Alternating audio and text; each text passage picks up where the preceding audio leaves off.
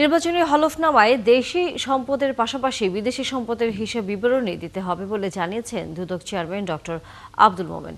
রোববার সকালে দুদক সিলেট বিভাগীয় কার্যালয়ের ভিত্তিপ্রস্তর উদ্বোধনকালে সাংবাদিকদের প্রশ্নের জবাবে তিনি কথা বলেন। এ সময় দুদক চেয়ারম্যান বলেন, বিদেশি সম্পদের হিসেব না দিলে তা অন্যায় হবে। পাশাপাশি উপার্জিত সম্পদ যাদের থাকবে তাদের বিরুদ্ধেও দুদক ব্যবস্থা গ্রহণ করবে বলে জানান তিনি। এ সময় তিনি দুদকের নানা সীমাবদ্ধতার কথা তুলে ধরে বলেন, 2008 সালে শেখ হাসিনার কৃষি সম্পত্তি ছিল 5.21 একর, তবে আমরা অনুসন্ধান করে পাই 29 একর।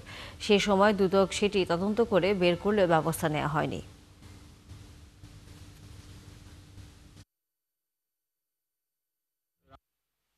প্রথমত, আপনার সম্পদ বাংলাদেশে থাকুক, ইংল্যান্ডে থাকুক, আমেরিকাতে থাকুক, আপনার সম্পদ, আমরা তো সম্পদ বিবরণী চাচ্ছি। আমরা তো বাংলাদেশি সম্পদ কতটুকু সে কথা বলা হচ্ছে না। এমনকি আপনি যখন ট্যাক্স রিটার্ন জমা দিবেন সেখানেও আপনাকে বলতে হবে যে আপনার বৈদেশিক উৎস থেকে কত আয়, সেটা আপনার বলতে হবে। আপনি যদি না করেন তাহলে আপনি অন্যায় কাজ করছেন।